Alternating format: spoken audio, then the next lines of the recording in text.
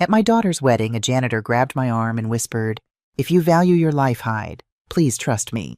I almost brushed her off until I saw the fear in her eyes. She led me to a storage closet behind the reception hall, and exactly 10 minutes later, what I overheard made my hands go numb. My son-in-law was talking to my niece, and the words coming out of his mouth told me one thing: this wedding wasn't about love. It was a trap, and my daughter was the target. I'm so glad you're here with me. Stay with my story until the very end and leave a comment telling me where you're watching from and what time it is right now. Your presence truly matters to me.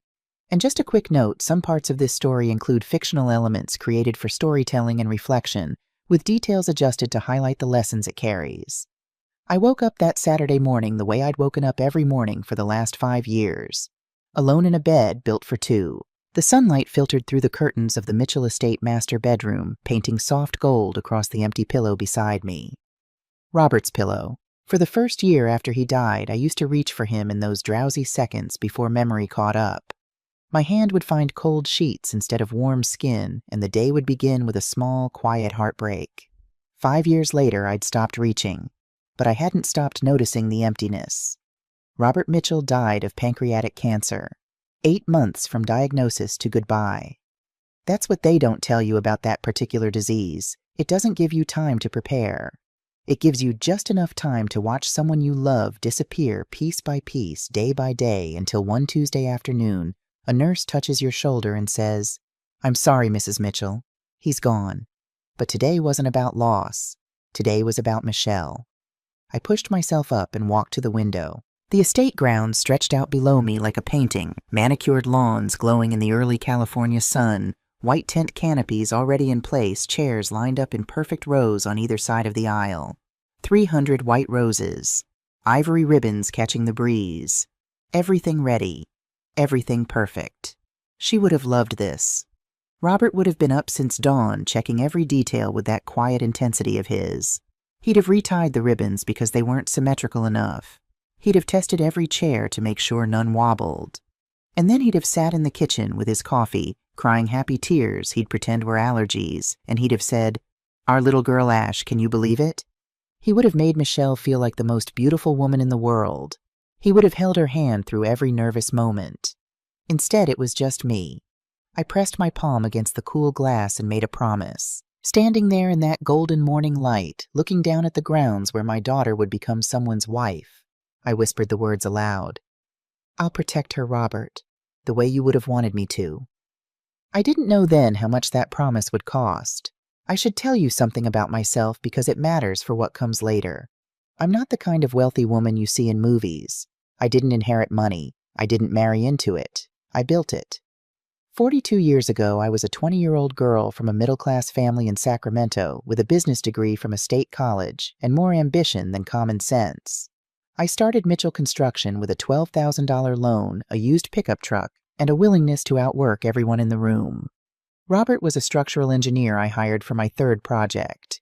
He showed up in steel-toed boots and a flannel shirt, told me my foundation plans were wrong, and then spent the next 3 hours showing me how to fix them. I fell in love with him somewhere between the rebar calculations and the coffee he brought me without asking. We built the company together, literally. Side by side on construction sites covered in concrete dust, arguing about load-bearing walls and kissing in half-finished kitchens. Mitchell Construction became Mitchell Holdings Real Estate Development Commercial Properties. $47 million in assets by the time Robert got sick. After he died, I ran it alone. Not because I wanted to, because our daughter needed to see that a woman could stand in the wreckage of her life and keep building. Michelle was everything we'd ever hoped for. Smart, kind, stubborn in the way that meant she'd never let anyone push her around, or so I thought. She'd been raised watching her parents build something from nothing, and I always believed she'd inherited our ability to see through people. I was wrong about that. But I'm getting ahead of myself. By 10 o'clock, the house was alive with motion.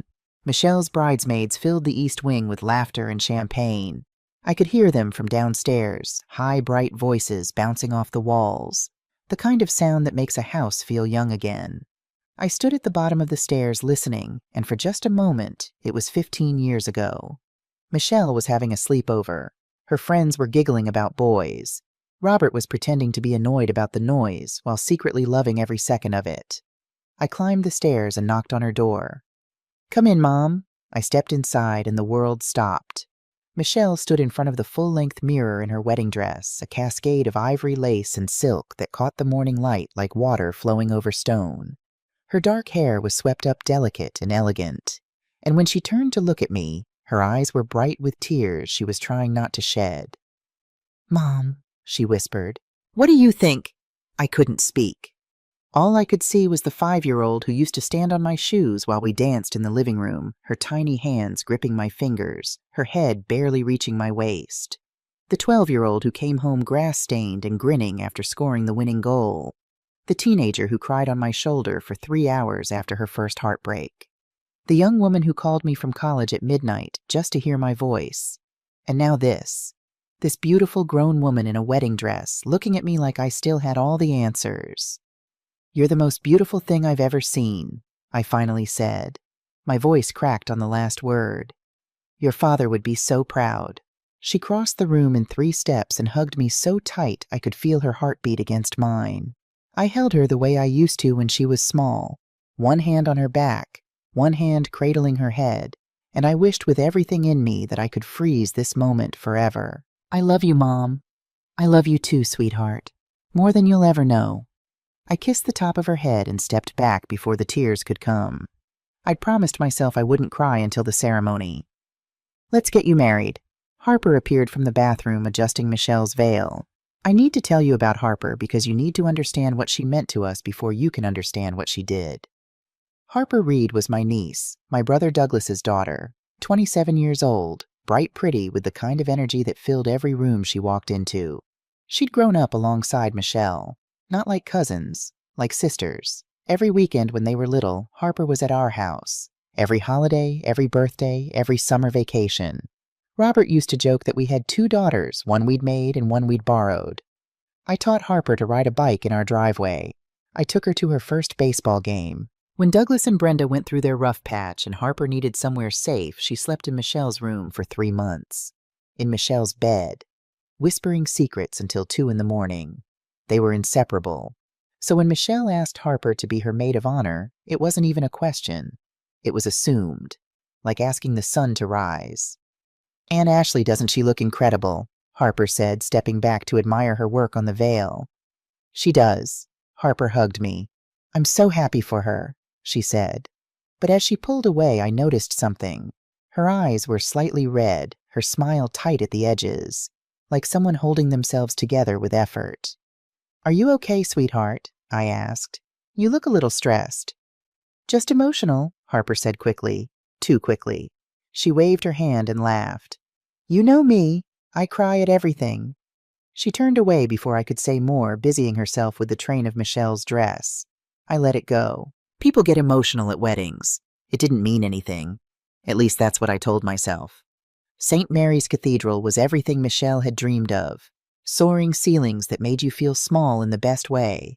Stained glass windows throwing jewels of colored light across the pews, ruby sapphire gold. 200 guests in their finest turning in their seats as the organ swelled with the first notes of the processional. I stood at the entrance of the aisle with my daughter's arm linked through mine, and I felt every eye in the room land on us. But I only saw one person, Ethan Graves. He stood at the altar in a sharp black tuxedo, hands clasped in front of him, watching Michelle walk toward him with what looked like complete consuming adoration. His jaw was tight with emotion. His eyes glistened. Handsome, polished, successful. Everything a mother could want for her daughter. So why did I feel that small, nagging tug of unease? It wasn't anything I could name. Not then.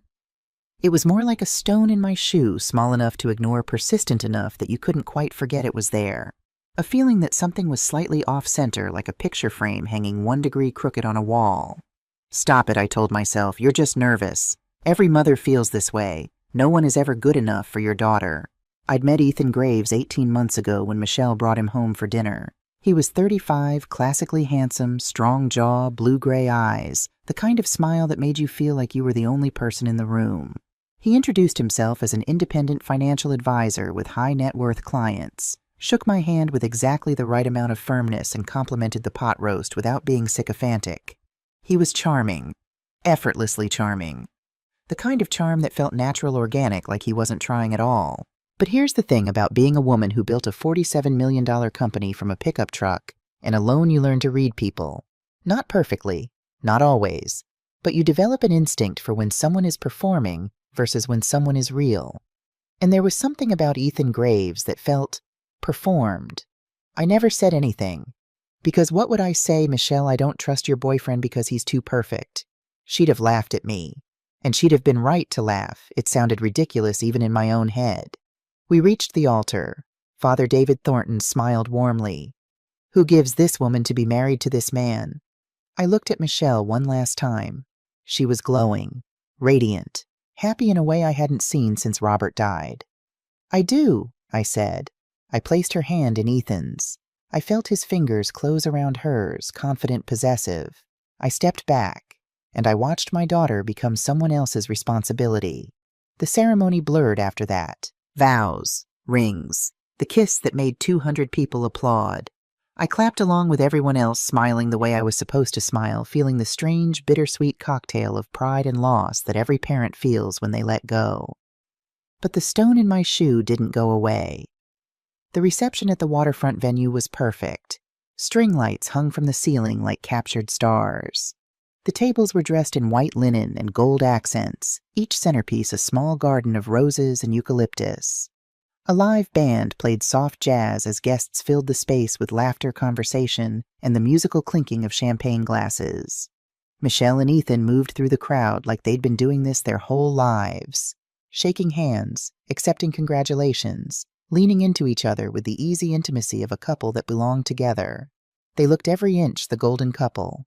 I watched them take the floor for their first dance. The band shifted into a slow, sweet melody I didn't recognize, and Ethan pulled Michelle close. She rested her head on his shoulder. He whispered something into her hair, and she laughed that real laugh, the one that came from deep in her chest, the one I hadn't heard in years. The room watched in silence, captivated. Something loosened in my chest. Maybe I was wrong, I thought. Maybe everything really is going to be okay. Maybe the stone in my shoe is just a pebble, and I'm making it into a boulder because I'm scared of being alone. She looks happy. I turned. Will Dawson stood beside me holding 2 glasses of bourbon. He handed me one without asking. Will had been my best friend for 30 years, my lawyer, my advisor, the person Robert trusted most in the world besides me. He was 64, silver-haired, with the kind of steady, weathered face that made you feel safe just looking at it. She does, I said. You did good, Ashley. I nodded, but I didn't answer, because the stone was still there. Quiet, persistent, like something waiting. Will clinked his glass against mine. To Michelle. To Michelle. We drank in silence, and I tried to let the moment be enough. But it wasn't. Because as I stood there watching the dance floor, I saw something. A small thing. The kind of thing you'd miss if you weren't looking, if you weren't a woman who'd spent 42 years reading people across boardroom tables and construction sites. Ethan's eyes. When he thought no one was watching, and he thought no one was watching because Michelle's head was on his shoulder, and the room was looking at them like a painting, his eyes moved. Not the way a groom's eyes move drifting happily around a room full of friends and family. His eyes moved the way a businessman's eyes move when he's sizing up a deal. Scanning, assessing, calculating. They stopped on me for 1 second. 1 second too long. Then Michelle lifted her head and the look vanished, replaced instantly by adoration, by warmth, by everything a bride wanted to see in her husband's eyes. I took a long drink of bourbon and told myself I'd imagined it. I hadn't imagined An hour later, I found myself on the venue's rooftop terrace. I needed air. I needed space. I needed to stop analyzing every glance Ethan gave my daughter and every word he spoke. The city lights stretched out below me, distant and indifferent. I leaned against the railing and closed my eyes. The breeze off the water was cool against my skin.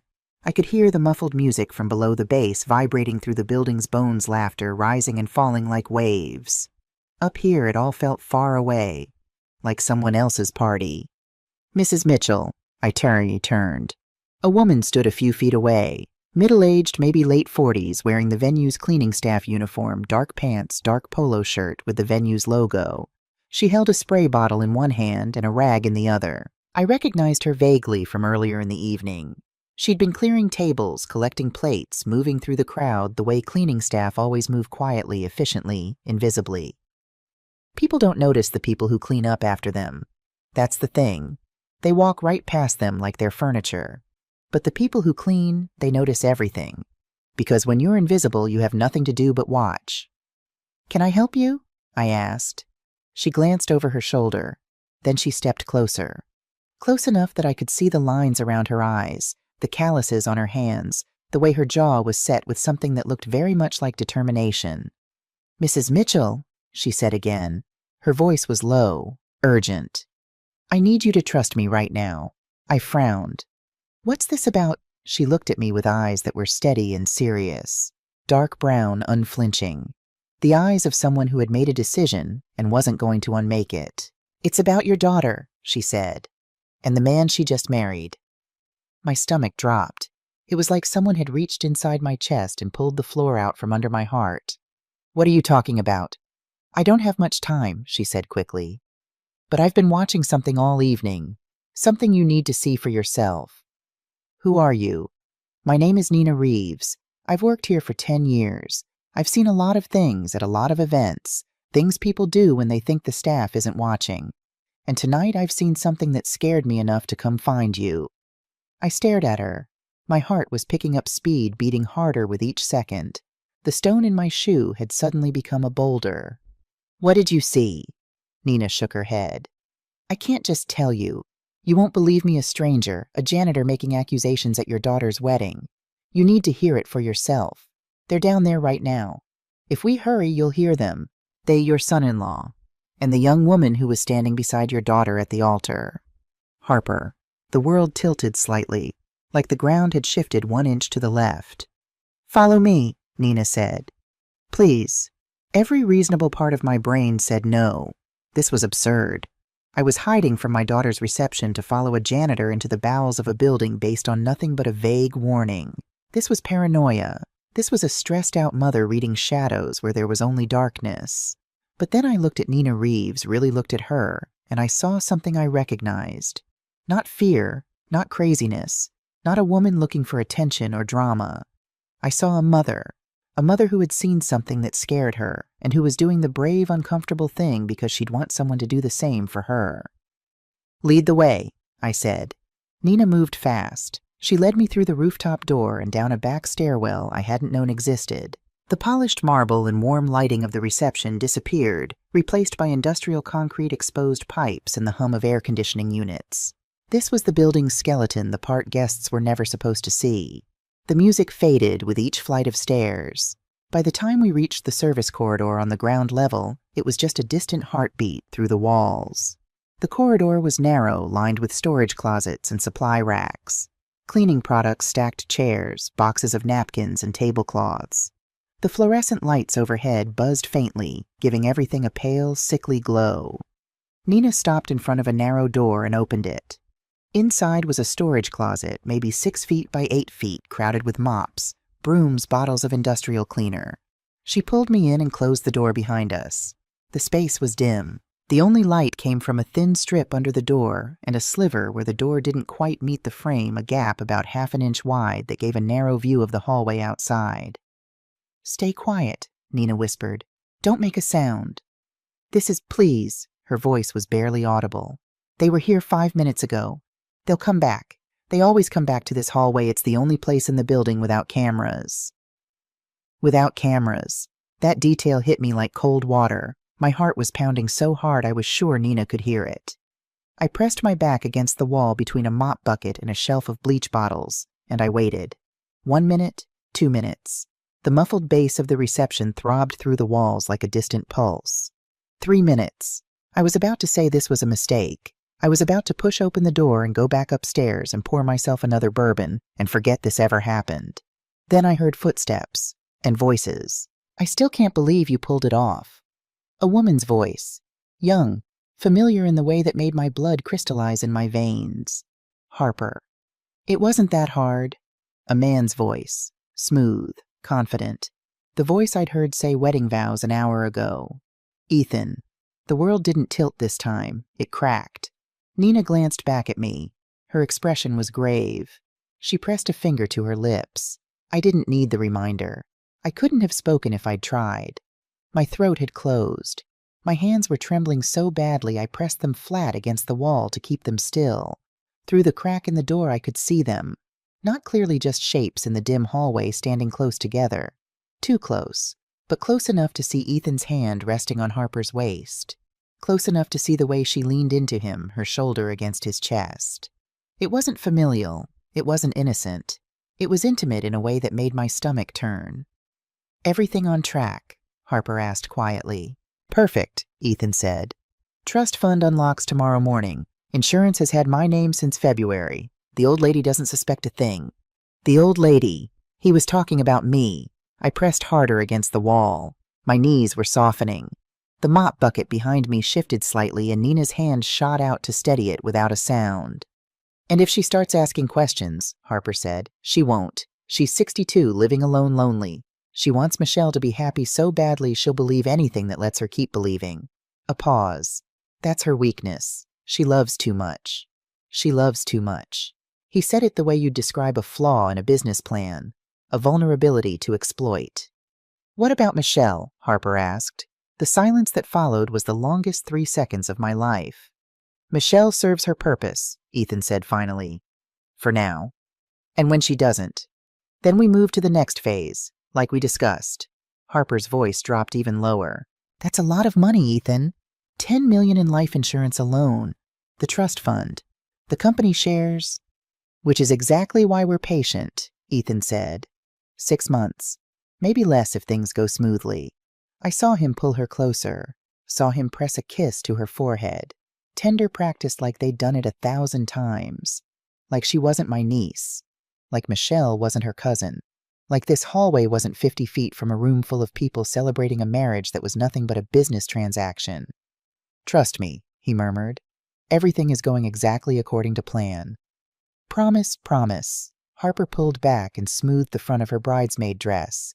The same lavender dress Michelle had helped her pick out 3 months ago.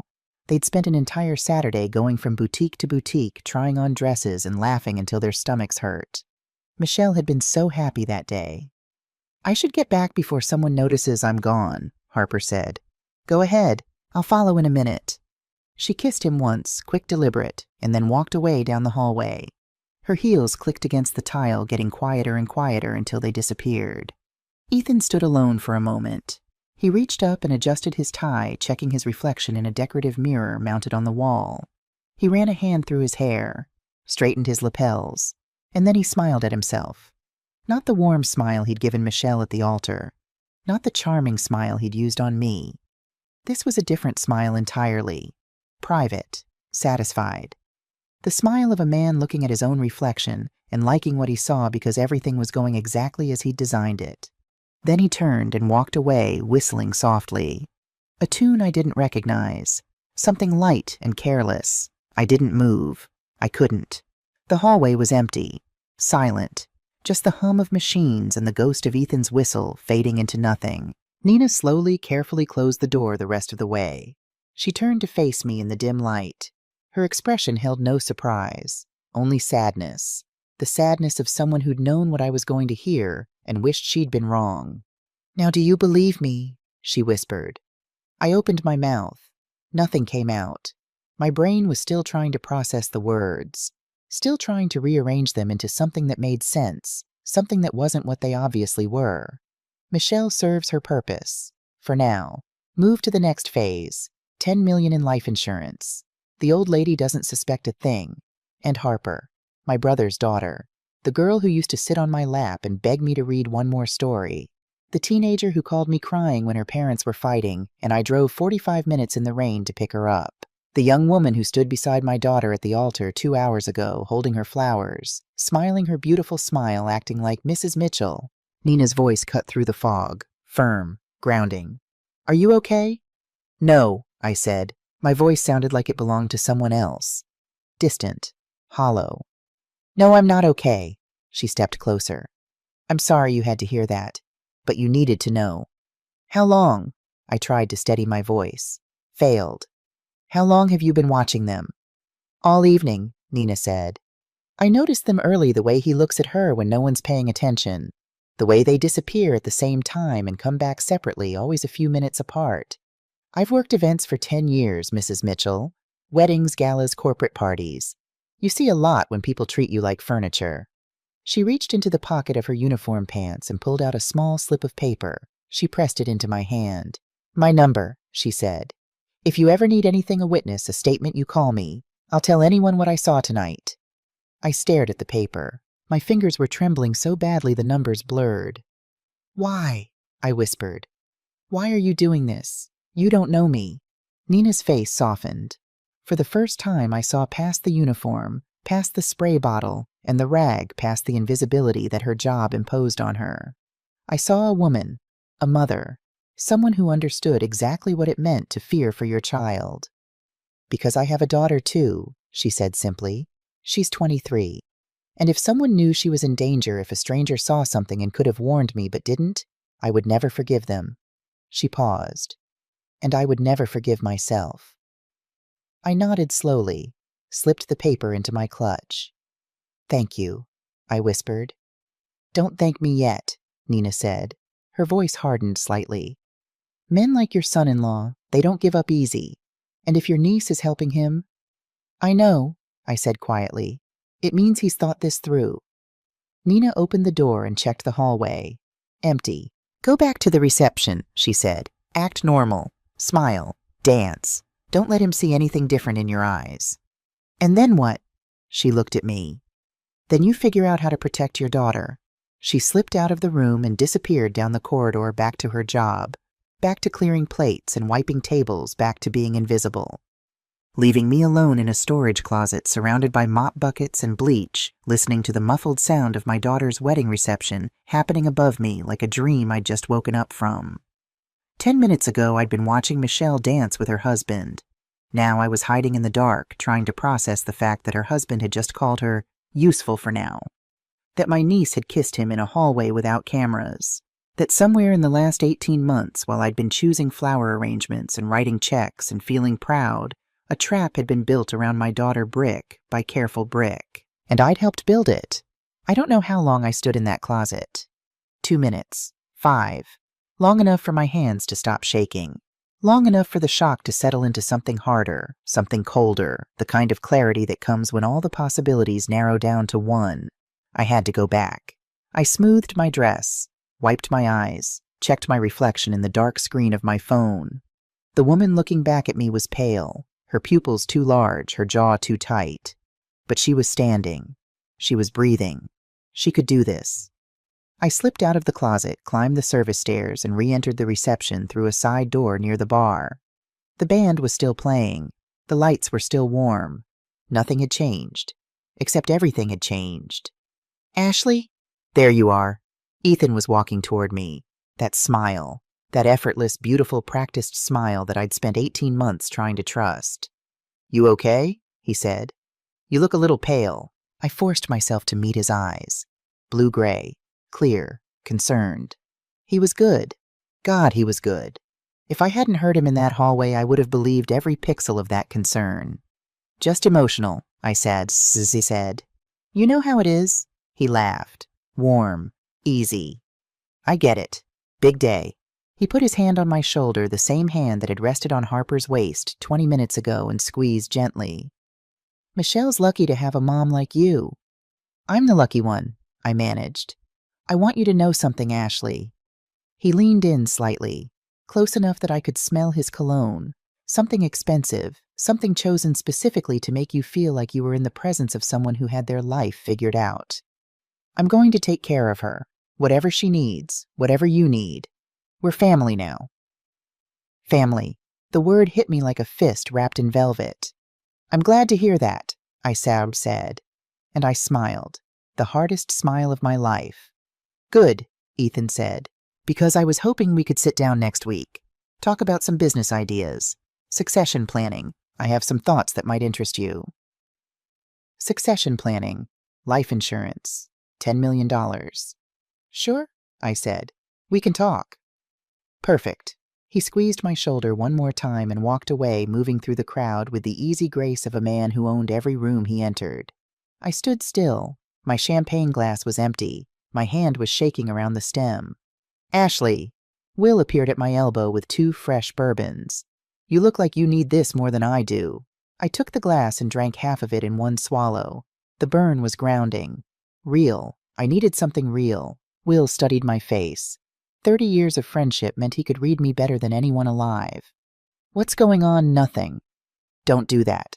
Something happened. Your face is gray. I wanted to tell him. I wanted to grab his arm and drag him to a quiet corner and pour every word I'd heard in that hallway into his steady, reliable ears. But Nina's voice echoed in my head. Don't let him see anything different. Long day, I said. Will didn't believe me. I could see it in his eyes. But he was Will he didn't push. He just stayed beside me. A quiet, solid presence. The kind of person who doesn't need to fill silence because they know sometimes silence is what you need. An hour later, Michelle found me. She appeared out of the crowd like sunshine breaking through clouds, flushed and happy, and so breathtakingly alive that it physically hurt to look at her. Mom, I've been looking for you everywhere. She threw her arms around me and I held on. Tight. Too tight, probably. She pulled back slightly and looked at my face. Are you okay? You seem off? I'm fine, I said. Just overwhelmed. Happy overwhelmed. She searched my eyes for a moment. Then she smiled that wide, unguarded smile that had been melting my heart since she was 6 months old. Thank you, Mom, she said, for everything. For walking me down the aisle. For this beautiful reception. For being you. She squeezed my hands. I know it hasn't been easy without Dad. I know today was hard. But I need you to know I'm happy. Really, really happy. My chest tightened so hard I thought my ribs would crack. Michelle serves her purpose. For now. I wanted to tell her. The words were right there pressing against my teeth, clawing at my throat. I wanted to grab her hand and run out the door into the night away from Ethan Graves and his blue-gray eyes and his perfect smile and his plans. But I couldn't. Not without proof. If I told her now with nothing but the word of a janitor and a conversation I'd overheard in a storage closet, she wouldn't believe me. She'd think I was paranoid, jealous, unable to let go. Ethan would deny everything. Harper would back him up. And I'd lose my daughter forever. So I swallowed the words, pushed them down deep where they sat in my stomach like stones. Be happy, sweetheart, I whispered. That's all I've ever wanted. I am, she said. I really am. She kissed my cheek and disappeared back into the crowd. Back to Ethan. Back to the man who was already planning what would happen when she stopped being useful. The reception ended just after 11. Guests filed out slowly, exchanging hugs and promises to get together soon. The band packed up their instruments. The caterers began clearing tables. The night wound down the way all parties do gradually, then all at once. Michelle and Ethan stood near the entrance, thanking everyone. Perfect posture, perfect smiles, perfect couple. I watched from a distance as they climbed into the hired car, a sleek black sedan with white ribbons tied to the mirrors and a just married sign taped to the trunk. Michelle waved through the window, beaming, radiant, so happy it hurt to look at. I waved back. The car pulled away. The taillights glowed red, then orange, then disappeared around the corner. And my daughter was gone, driving into the night with a man who saw her as a line item on a balance sheet. I sat in my car in the parking lot for almost an hour after everyone left. The venue lights went dark. The cleaning crew, Nina among them somewhere, finished their work and went home. The lot emptied until it was just me and the silence and the faint smell of the ocean drifting through the cracked window. My phone glowed on the passenger seat. The lock screen showed a photo of Michelle and me from 2 weeks ago, laughing about something I couldn't remember now. Her head was thrown back, mouth open, joy pouring out of her like light. I picked up the phone, opened my contacts, scrolled until I found the name. Will Dawson. My thumb hovered over the call button. Then I closed the app. Not yet. Not tonight. Tonight I would go home. I would sit in the quiet. I would think. And tomorrow I would begin. Because the woman who built a $47 million company from a pickup truck and a loan didn't panic. She didn't crumble. She didn't run. She planned. And then she fought. The house was too quiet. I stood in the foyer of the Mitchell estate just after midnight, keys still in my hand, staring at nothing. The drive home was a blur, headlights and highway lines, and the echo of Ethan's voice saying, "She loves too much," like it was a diagnosis. I dropped my keys on the entry table and walked upstairs, past Michelle's old bedroom, past the guest room where Harper used to sleep during her weekend visits, past the bathroom where I'd found Robert collapsed 2 weeks before the diagnosis sitting on the tile floor saying, "I'm fine, Ash, just dizzy. I'm fine." He wasn't fine, and neither was I. Sleep was impossible. Every time I closed my eyes, I saw Ethan's hand on Harper's waist, heard his voice. Michelle serves her purpose. For now. At 2 in the morning, I gave up and went to my study. The room was lined with framed photographs, decades of memories in glass and wood. I turned on the desk lamp and let my eyes wander. Michelle at 5, holding a fishing rod twice her size, grinning at the camera with a gap where her front teeth used to be. Michelle at 12, grass-stained in her soccer uniform, holding a trophy almost as big as her head. Michelle at 18, graduation cap crooked on her head, Robert's arm around her shoulders, both of them laughing at something the photographer said. Robert would have known. He always knew when something was wrong. He had instincts could read people the way I read blueprints and contracts. If he'd been at that wedding, he would have seen through Ethan Graves in the first 5 minutes.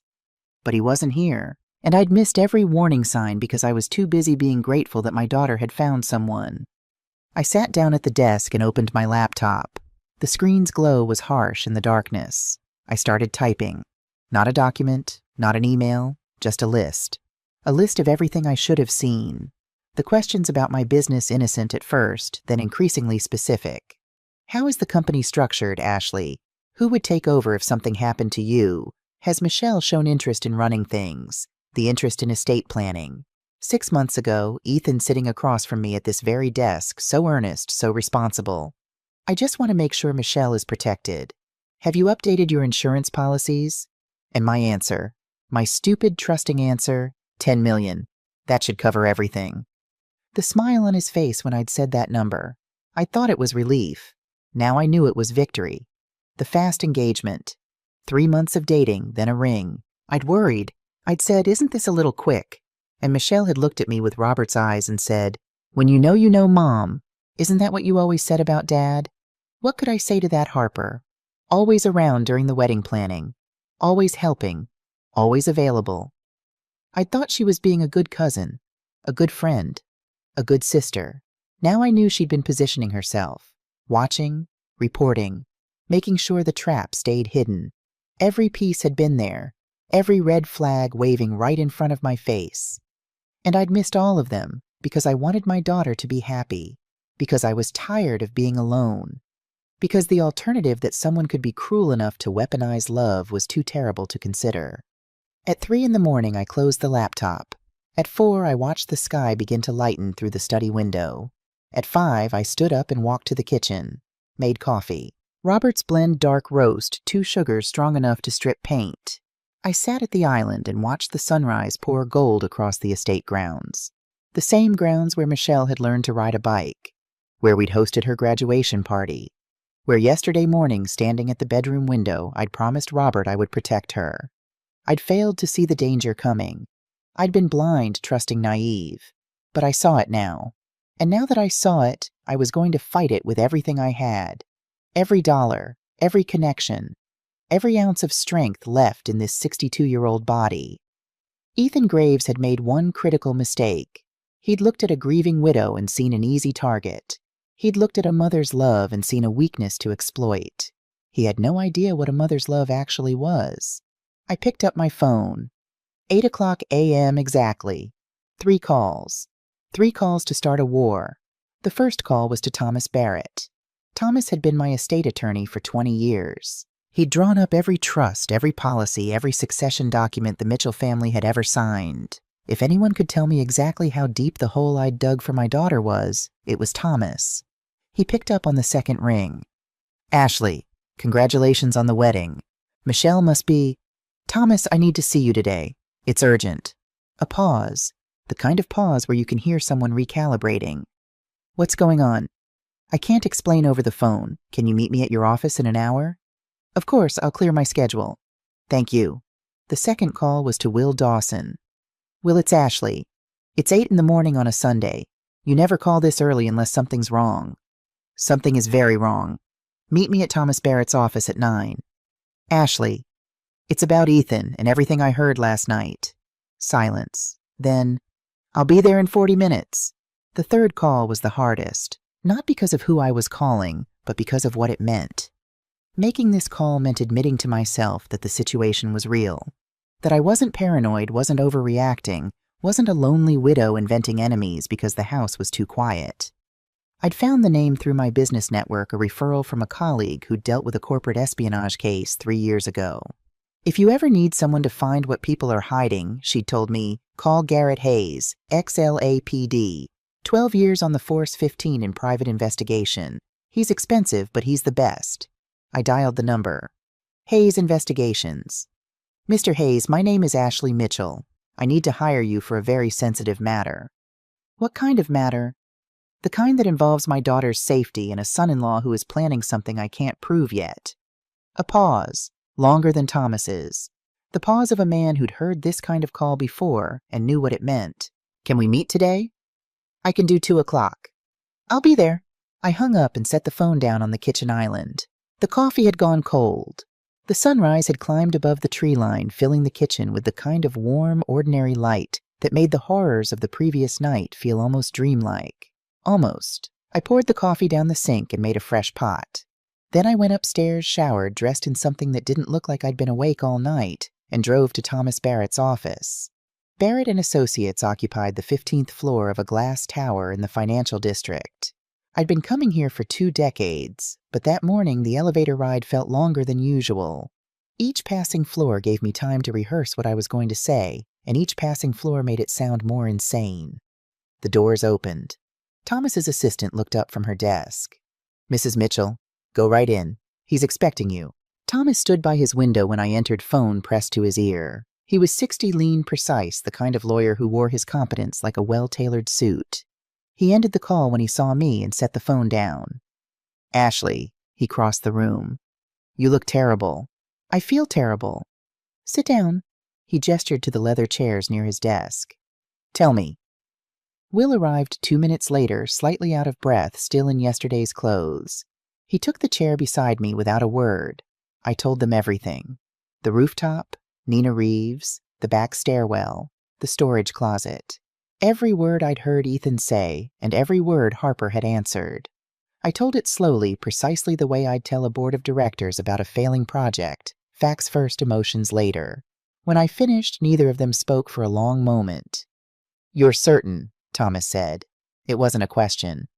I'm certain. He returned to his desk and opened his laptop.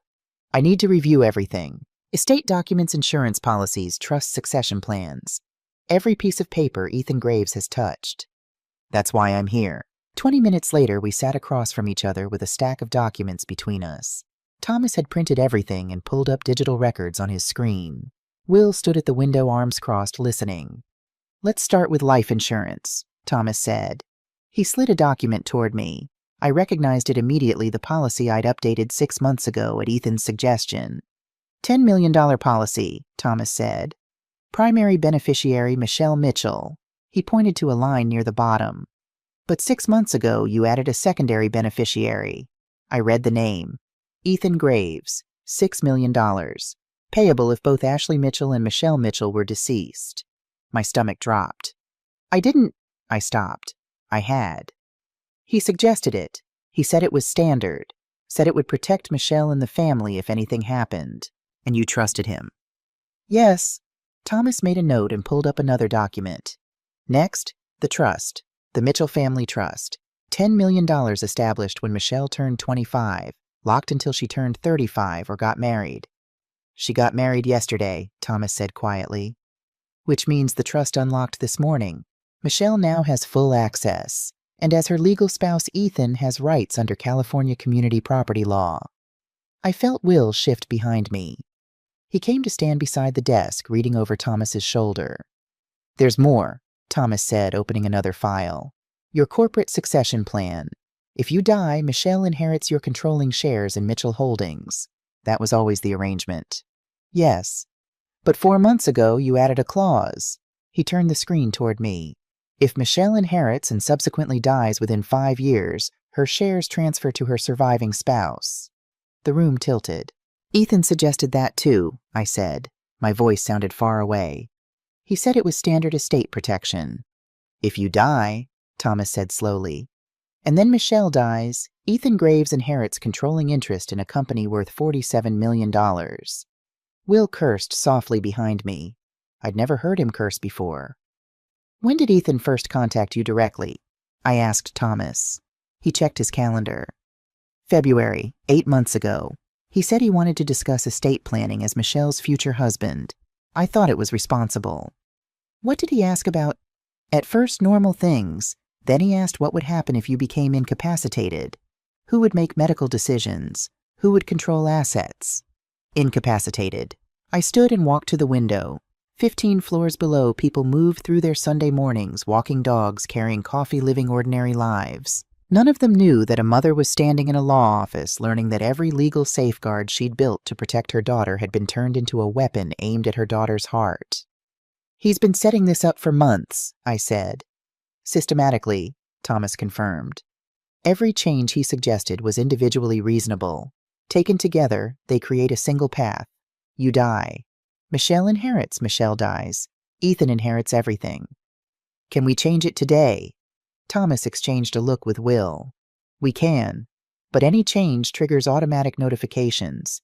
Ethan would know within 24 hours. And if he knows, he might accelerate whatever he's planning, or turn Michelle against you, or both. I closed my eyes, pressed my forehead against the cool glass. Then we leave it, I said.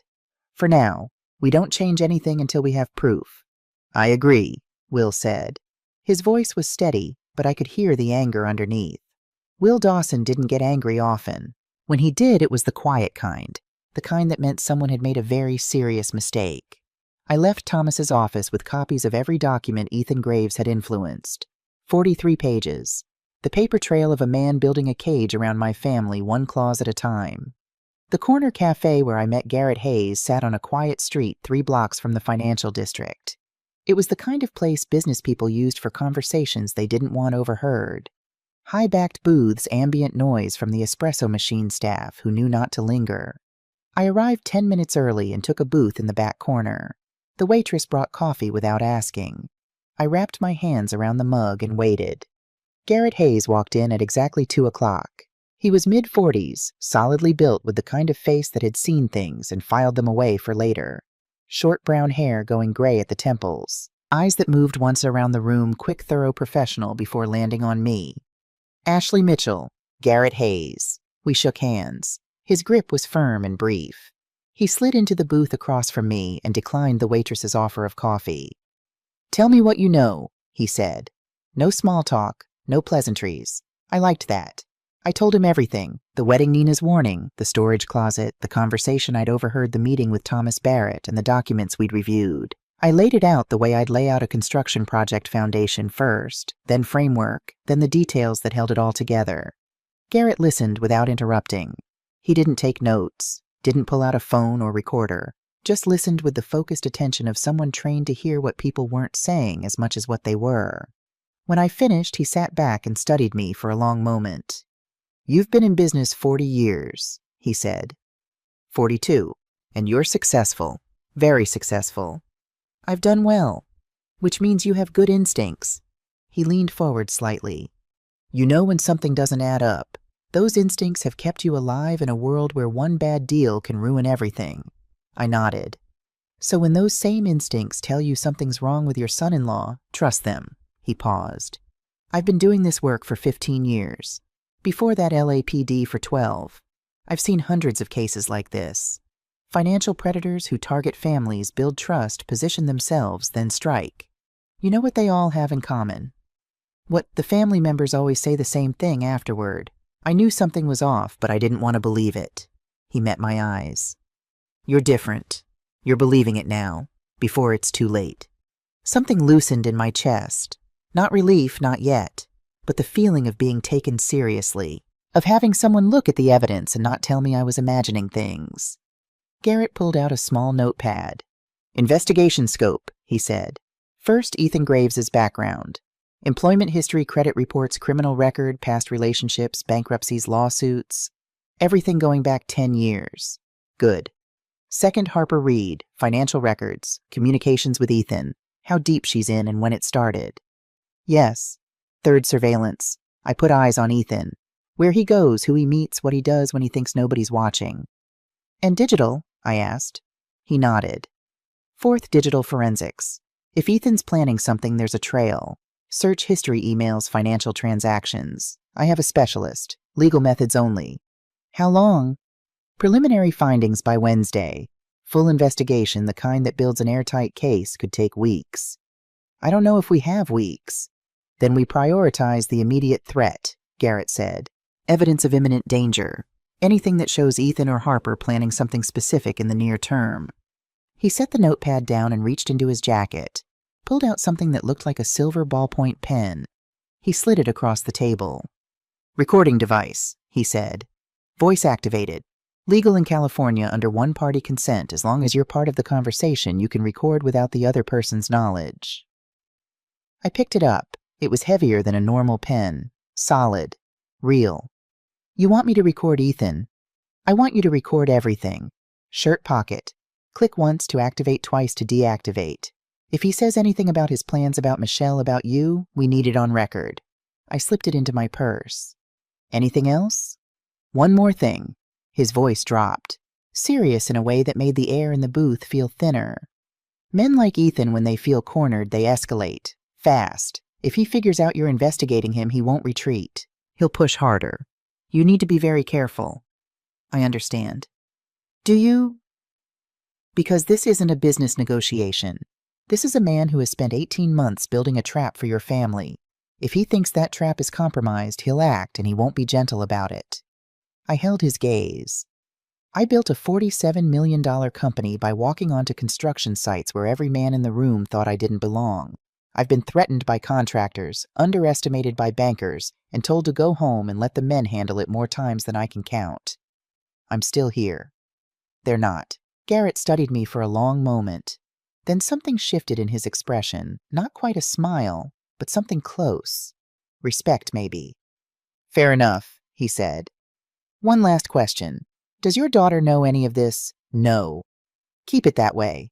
If you go to her now with suspicions, Ethan will turn her against you. He's had 18 months to build trust. You'll be fighting uphill against everything she feels for him. I know. We'll get the evidence, Garrett said. And when we do, she'll see the truth. We discussed the retainer, $5,000, which I transferred before we left the booth. He gave me his card and told me to call any time, day or night. As we stood to leave, he paused. Mrs. Mitchell. Ashley. Ashley, he nodded. The woman at the wedding. Nina Reeves. She took a real risk warning you. Most people in her position would have looked the other way. She didn't. I know. Hold on to her number. People like that are rare. He walked out through the front entrance. I watched him go, efficient, unhurried, already working. Then I pulled out my phone. A text from Michelle. Mom, we're back from the mini honeymoon. Maldives trip is next month, but we did a quick weekend in Napa. It was amazing. Miss you so much. Can we do dinner this week? Thursday or Friday? I stared at the screen. My daughter. Happy, excited, completely unaware that the man sleeping beside her was the same man who'd called her useful for now, 2 nights ago. My thumbs trembled as I typed. Thursday won't work, sweetheart. I have meetings. How about next week? I want to hear everything about the trip properly. The response came in seconds. Okay, love you, Mom. I locked the phone and pressed it against my chest. Then I got in my car, pulled out of the parking lot, and drove home to wait for Garrett Hayes to uncover what Ethan Graves had been hiding. The email arrived at 3:47 p.m. on Wednesday. I was sitting in my home office, refreshing my inbox every 30 seconds, like a woman waiting for test results she didn't want to see. When Garrett's name appeared in bold, my heart slammed against my ribs so hard I had to put my hand on the desk to steady myself. Subject line: preliminary findings. Confidential. Password-protected attachment. I typed in the code we'd agreed on. The document opened. I read it once. Then I read it again. Then I pushed back from the desk and walked to the window because I needed to look at something, anything that wasn't the words on that screen. But the words followed me. They were inside me now. and they changed everything. Ethan Graves was born in Chicago to an upper-middle-class family. His father owned a regional construction supply company. His mother was a school administrator. Normal, respectable. The kind of family that sends Christmas cards with everyone in matching sweaters. Then 2008 happened. The recession gutted his father's business. Bankruptcy. 6 months later, his father died by suicide. Ethan was 22. 2 years after that, his mother was diagnosed with stage 4 breast cancer. She died within the year. By 24, Ethan Graves was alone, traumatized, and according to Garrett's report, absolutely determined to never be vulnerable again. The financial picture was catastrophic. $320,000 in debt, student loans from an MBA program he'd never finished, credit card balances across 7 different cards, and gambling losses documented through casino records and online betting platforms. He'd built this mountain of debt while presenting himself to the world as a successful independent financial advisor. The man had no clients, no income, no assets. His entire life was a performance, an elaborately constructed lie, held together by charm and the willingness to deceive anyone who got close enough to believe him. But that wasn't what made me stand up and walk away from the computer. Garrett had traced offshore accounts in Ethan's name. Cayman Islands. Suspicious transfers totaling approximately $180,000 over the past 2 years, the source unclear. But 2 recent transactions stood out like blood on white linen. $20,000 to Harper Reed's personal checking account. 16 months ago, 1 month before she coincidentally introduced Ethan to Michelle at a charity gala. $100,000 to Harper Reed's personal checking account. 2 months ago, 1 week before she helped Michelle pick out bridesmaid dresses. My niece had been paid to deliver my daughter to a predator. The first installment bought the introduction. The second bought her continued silence and cooperation. Harper's financial records were almost as ugly as Ethan's. $280,000 in debt. Student loans, credit cards, a defaulted business loan from a failed real estate venture. Her income as an agent wasn't enough to cover the interest payments. She'd been facing bankruptcy when Ethan resurfaced in her life. They dated 5 years ago before any of this. A brief, volatile relationship that ended badly. Then, 18 months ago, Ethan reconnected with her. And suddenly Harper had money. And Ethan had access to the Mitchell family. But the part that made my blood go cold, the part that turned this from a financial scheme into something far more dangerous, was buried on page 11. Garrett had found another woman, Samantha Keller, 31 years old, daughter of a tech executive worth $200 million. She'd dated Ethan for 4 months in 2018. Samantha told Garrett's investigator that Ethan had been charming, attentive, utterly convincing. Then he'd started asking about her trust fund, how it was structured, who controlled it, what would happen if something happened to her father. When she caught him trying to forge her signature on power of attorney documents, she confronted him. He denied it, then broke down crying, said he was desperate, needed help. She hadn't pressed charges because she felt sorry for him. But Samantha had told Garrett something else, something she'd never told anyone before. After Ethan, there had been another woman, Rebecca Whitfield, 28, daughter of a hotel chain owner in San Diego. She'd dated Ethan for 8 months in 2020. Rebecca died in a single car accident 3 months after they broke up. Her car went off a mountain road. No witnesses, no mechanical defect found. The police ruled it accidental. Samantha's voice, as Garrett transcribed it, "I don't have proof, but Rebecca was an excellent driver. She knew those roads. And Ethan was furious when she ended things. I've thought about it every day for 5 years. I just never had anyone to tell." I stood in front of the window, staring at the estate grounds without seeing them. This wasn't just fraud. There was a dead woman. And my daughter had just married the man who might have killed her. I picked up my phone and called Garrett. I read it.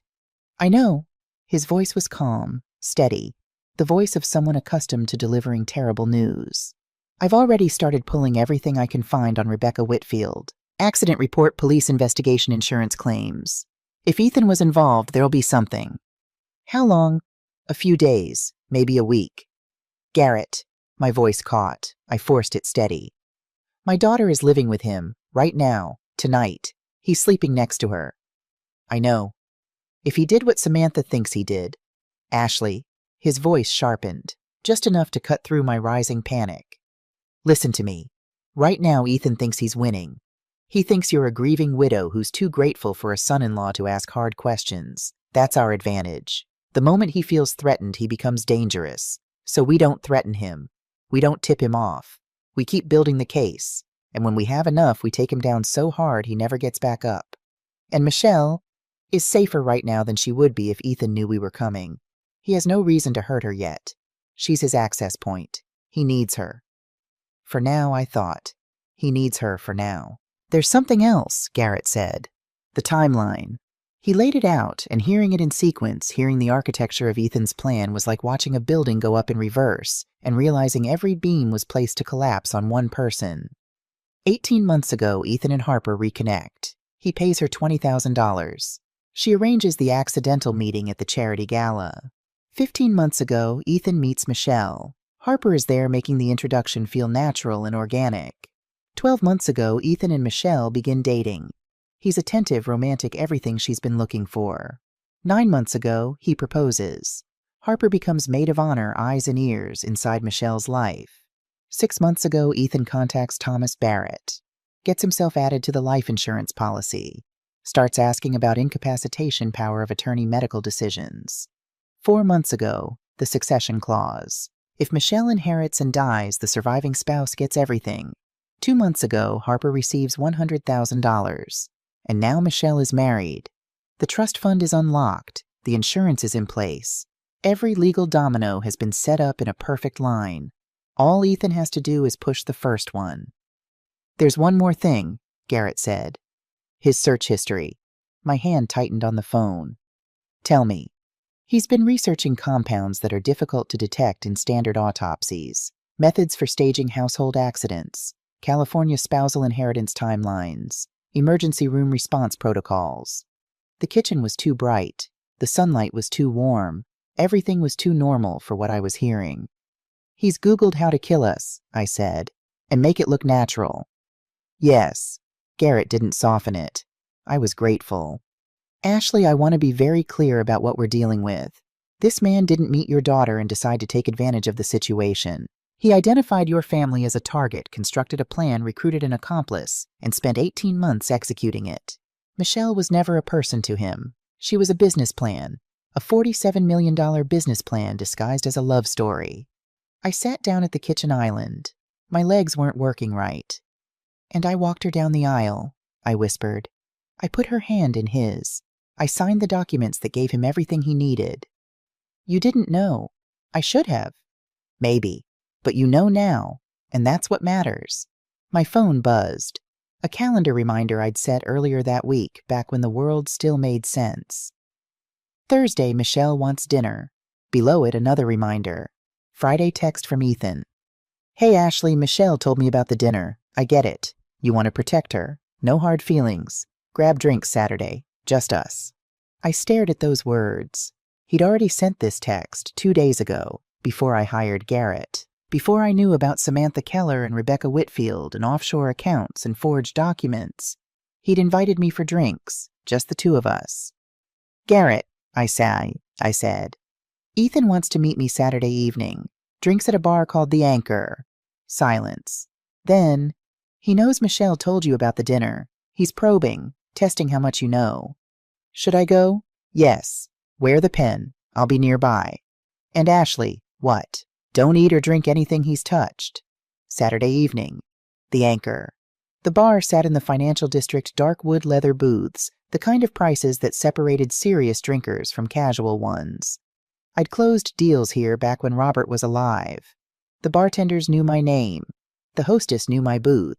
Tonight, the familiar felt dangerous. I arrived at 7 exactly.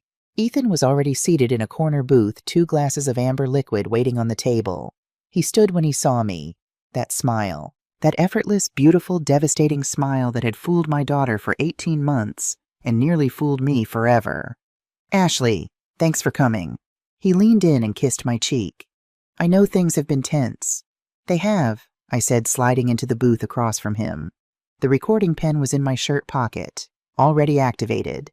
One click as I'd gotten out of the car. My heart was beating so hard I was certain he could hear it. 3 booths away, Will Dawson sat at the bar with a newspaper spread in front of him. His back was to us, but I could see his reflection in the mirror behind the bottles. He was watching. Garrett was in a car across the street, listening through the device. I was not alone. I repeated that to myself like a prayer. Ethan pushed one of the glasses toward me. Your favorite, Macallan 25. I thought we could clear the air properly. I looked at the glass. The whiskey was expensive, probably $60 a pour in a place like this, but it had been sitting there for a while. I could see the condensation on the outside of the glass, the slight separation of color at the surface where it had been exposed to air. He'd ordered it before I arrived. He'd had time alone with it. Garrett's voice echoed in my memory. Don't eat or drink anything he's touched. Actually, I said my stomach's been off all day. Probably shouldn't. Something moved across Ethan's face. Fast, like a shadow passing behind a window there and gone before you could identify it. Frustration, maybe anger, replaced instantly by warm concern. Come on, he said, picking up his own glass. Just one sip, for family. He raised his glass and waited. The social pressure was a physical weight. I could feel it pressing on my chest. In polite society, refusing a drink from your son-in-law at a reconciliation meeting was an act of aggression. He knew that. He was counting on it. If I refused, he'd know something was wrong. If I drank from a glass that had been sitting here before I arrived, a glass I hadn't watched being poured, I picked up the glass, brought it to my lips, let the rim touch my mouth, and tilted the glass just enough to look natural while keeping the liquid from entering my mouth. I set it down. There. Ethan's eyes narrowed, just slightly, like a camera adjusting focus. You didn't actually drink, he said. I saw. My pulse spiked. I did. No, you didn't. His smile stayed in place, but the warmth had shifted. Something harder underneath. Come on, Ashley. One real sip. We're trying to move forward here. There was no graceful exit. Refusing again would confirm whatever suspicion was forming behind those blue-gray eyes. I needed him relaxed. I needed him talking. I needed whatever was on this recording to be usable. I took a sip, the smallest I could manage without making it obvious. The Macallan hit my tongue smoky-rich peaty, and underneath it, something else, something that didn't belong. Bitter, chemical, wrong. I swallowed, set the glass down, kept my face neutral. Happy, I said, very. Ethan took a long drink from his own glass, watching me over the rim. Now, about this private investigator business. I felt it almost immediately, heat spreading through my chest like someone had lit a match behind my sternum. My heartbeat, already fast from adrenaline, began to accelerate beyond what adrenaline could explain. A fine layer of sweat broke across my forehead. Ethan was talking. Something about insurance changes being standard. About wanting to protect Michelle's interests. About how much he loved my daughter. His voice was smooth and reasonable and utterly convincing, and I wasn't hearing any of it. Because the room was starting to move. Not spin, not yet. But the edges were softening. The hard lines of the booth, the bottles behind the bar, the sharp geometry of Ethan's jaw. Everything was losing focus like a photograph slowly going out of resolution. You okay? Ethan asked, leaning forward. You look flushed. Just warm in here. Have another sip. It'll help you relax. I'm fine, but he kept circling back. The whiskey. Another sip. You've barely touched it. Relax, Ashley. Enjoy the evening. Every few minutes, the glass reappeared in the conversation, like a recurring note in a song he'd composed specifically for this moment. And eventually, because I needed to maintain the illusion, because I couldn't let him see what I already knew, I took another small sip. That was a mistake. The heat in my chest became a fire. My heart was hammering now, slamming against my ribs so hard I could feel it in my throat, in my temples and the tips of my fingers. Sweat soaked through the back of my blouse. The room wasn't softening anymore. It was tilting, sliding sideways like a ship taking on water. I gripped the edge of the table. Ethan was still talking, his mouth moving words coming out, but they'd turned into sound without meaning, just shapes in the air that dissolved before I could catch them. Ashley, his voice sharpened, concerned, perfectly beautifully concerned. You don't look well. Should I call someone? Restroom? I managed. I tried to stand, my legs folded. Not dramatically, not a collapse, just a sudden terrifying absence of strength, like someone had removed the bones from my lower body. I caught myself on the table's edge, then the wall, and I made it 3 steps toward the bathroom before a hand closed around my arm. "I've got you." Will's voice, low, steady, close. He walked me to the restroom. I barely made it to a stall before everything came up violent, wrenching my body trying to expel whatever Ethan had put in that glass. Will stood outside the door, keeping watch. When I emerged gray-faced and shaking, he was pale too. But his jaw was set in that way I'd seen exactly 3 times in 30 years of friendship, the way that meant someone had crossed a line Will Dawson would not forgive. "What happened?" he asked. "The drink. He put something in it." "Jesus Christ. We need to get you to a hospital. Now." "The glass," I said. My voice was barely there. "We need the glass. Evidence." "Forget the glass. You need Will." I grabbed his arm. My fingers were shaking so badly I could barely hold on. "Get the glass, please." He looked at me for a long moment. Then he nodded once, turned, and walked back toward the bar. I leaned against the wall. My reflection stared back at me from the bathroom mirror. Gray skin, dilated pupils, lips tinged with something that wasn't the right color. I looked like exactly what I was, a woman who'd been poisoned by her son-in-law over expensive whiskey. When I came out of the bathroom, Ethan was standing near our booth. His face was arranged in concern. Perfect concern. The kind of concern that would fool paramedics and doctors and police officers, and everyone except the woman who'd heard him in a hallway 2 weeks ago calling her daughter useful. "Ashley, you don't look good at all. Should I call an ambulance?" "No." The word came out harder than I intended. "Will's going to drive me home. Food poisoning. Something I ate earlier." "Are you sure you really don't look—" "I'm fine." Will appeared with his jacket bundled under his arm. I could tell from the shape that the glass was wrapped inside it. He put his hand under my elbow, gentle, firm. "Let's go," he said. We made it to the parking lot before my legs gave out completely. I collapsed against the side of Will's car, the concrete cold through my dress, the night air sharp in my lungs, but not sharp enough to cut through the fog that was closing in from all sides. Will already had his phone out. "I'm calling 911. "No. Ashley, you've been poisoned. We're going to the hospital and we're calling the police. This isn't negotiable." I wanted to argue, but the words wouldn't form. My mouth wasn't working right. The parking lot lights were halos, now soft, bright, pulsing with my heartbeat. I heard Will on the phone, heard him give the address, heard him say possible poisoning, and we have the glass, and please hurry. Through the haze, through the tilting, swimming darkness that was swallowing the edges of the world, I turned my head toward the bar's entrance. Through the window I could see Ethan, still sitting in our booth. He hadn't followed us out, hadn't rushed to help, hadn't called 911 himself. He was just sitting there perfectly still, watching me through the glass the way you'd watch a stock ticker at the end of a trading day. Our eyes met, and he smiled. Not the charming smile, not the warm smile, not the smile he used on Michelle or business associates, or the woman he'd married into a $47 million trap. This was the other smile, the real one. The one he wore when he was alone in a hallway adjusting his tie when there was no audience to perform for and no mask to maintain. Cold, satisfied, patient. The smile of a man watching something die on schedule. The ambulance arrived with sirens. As the paramedics lifted me onto the stretcher, I kept my eyes on that window. On Ethan Graves, sitting alone with his whiskey, watching me being loaded into an ambulance the way you'd watch a sunset, with calm appreciation for something going exactly as planned. He raised his glass. A small private toast. Then the ambulance doors closed and I couldn't see him anymore. I woke to the sound of machines and the smell of things that weren't alive. Disinfectant, plastic tubing, the metallic recycled air that all hospitals share regardless of how much they charge per night. For a confused moment I didn't know where I was. The ceiling was wrong. The light was wrong.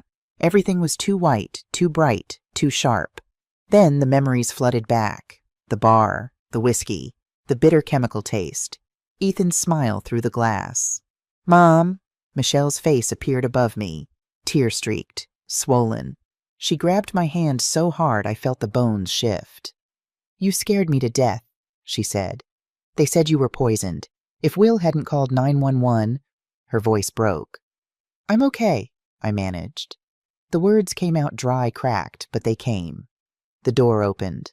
A woman in a white coat entered, checking monitors with the calm efficiency of someone who'd done this 10,000 times. Dr. Lauren Price, mid-40s, dark hair pulled back, The kind of face that delivered bad news well because it didn't flinch. "Mrs. Mitchell, welcome back." She pulled up a stool beside the bed. "Your preliminary toxicology results show compounds in your system that aren't consistent with food poisoning or anything you'd encounter through normal ingestion. These are synthetic." Michelle looked between us. "What does that mean?" Dr. Price chose her words with surgical precision.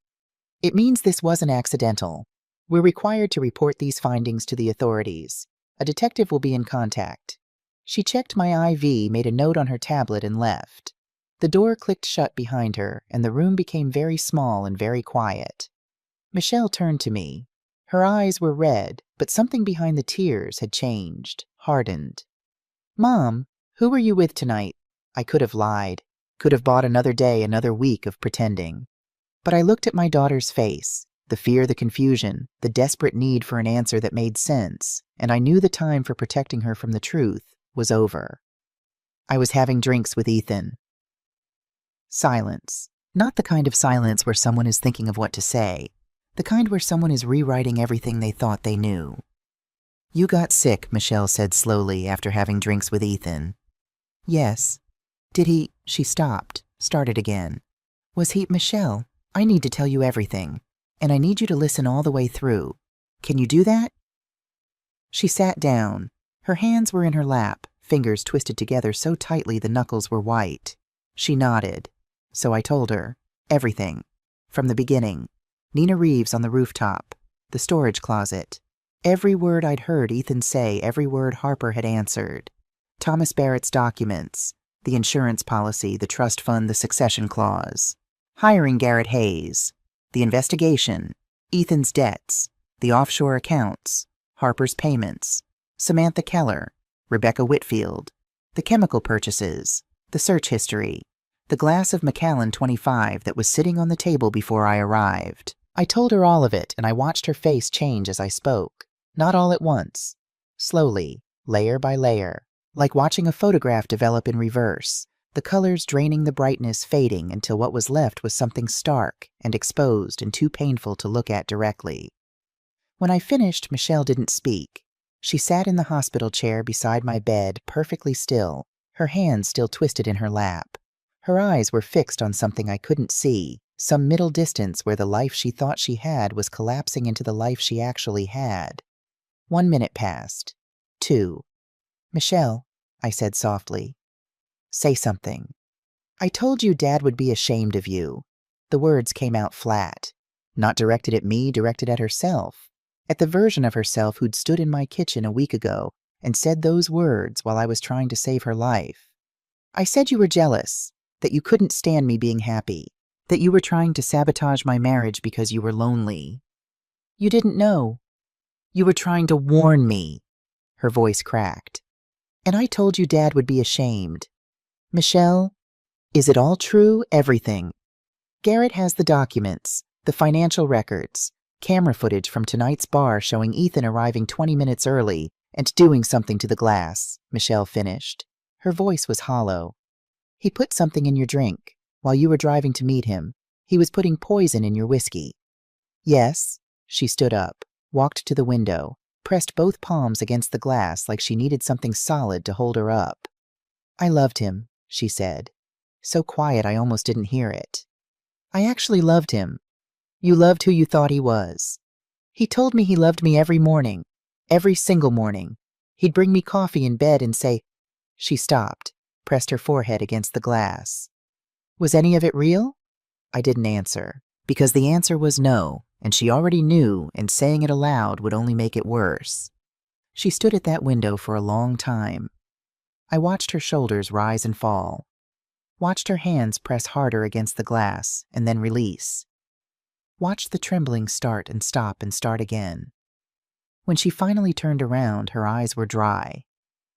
Not calm, something beyond calm, something that had passed through grief and come out the other side into a cold, clear place. "What do we do?" A knock at the door. Before either of us could answer, it opened. Ethan walked in carrying flowers. White lilies, Michelle's favorite. His face was arranged in exactly the right configuration of worry and relief, furrowed brow, soft eyes, the slight downturn of the mouth that said, "I've been so scared." He stopped 2 steps inside the door. His eyes moved across the room.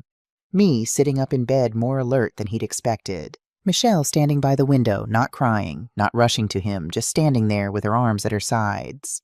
For one fraction of a second, so brief that if you weren't watching for it, you'd miss it entirely. Something passed across Ethan Graves's face. I saw it. Michelle saw it. It was disappointment. Raw, undisguised, involuntary disappointment.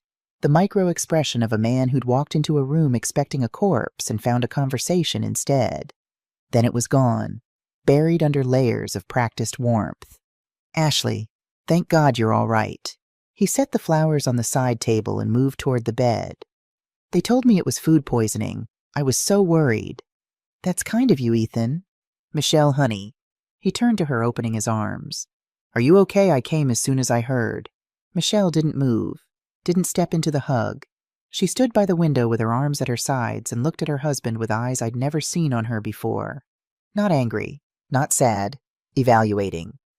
Why didn't you call me? She asked. When Mom got sick at the bar, Will called 911. The hospital called me. But you never called. A hairline crack in the performance. So small you'd need a microscope to see it. But it was there. I didn't want to worry you until I knew what was going on, Ethan said smoothly. I thought it was just a bad reaction to something she ate. By the time I realized it was serious, the ambulance was already there. You were sitting at the table when the paramedics came, I said. You didn't come outside. I didn't want to get in the way. The professionals, you watched through the window, I continued. I saw you. Another crack. His smile thinned. I was worried, Ashley. I was in shock. People react differently to stressful situations. Of course, I said. Of course they do. The room was quiet. The machines beeped their steady rhythm. Ethan stood between the bed and the window between wife and mother-in-law, and for the first time since I'd met him, I saw uncertainty on his face. Not guilt uncertainty, the uncertainty of a chess player who's noticed pieces on the board that weren't there at the beginning of the game. I should let you rest, he said. I'll come back in the morning. You don't need to, Michelle said. He looked at her. Honey, I'm staying here tonight with Mom. You go home. Something flickered behind his eyes. Calculation, adjustment. Okay, if that's what you want. He kissed the air near Michelle's cheek. She didn't lean in and squeezed my hand. Feel better, Ashley. We need you around for a long time. He left. The door closed softly behind him. His footsteps faded down the corridor. The silence that followed was the loudest thing I'd ever heard. He was disappointed, Michelle said. She was still looking at the closed door. When he walked in and saw you sitting up, talking, alive, she turned to me. He was disappointed that you were alive, Mom. Yes. I saw it. I know. She crossed the room and sat on the edge of my bed, took my hand. Her grip was fierce, the grip of someone holding on to the last solid thing in a world that had just liquefied. Tell me what to do, she said. Tell me what we do next. I squeezed her hand. First we call Garrett Hayes. Then we call a detective named Rachel Holloway. And then, I looked at my daughter, 29 years old, the strongest person I knew, and she didn't even realize it yet. And then we take him apart.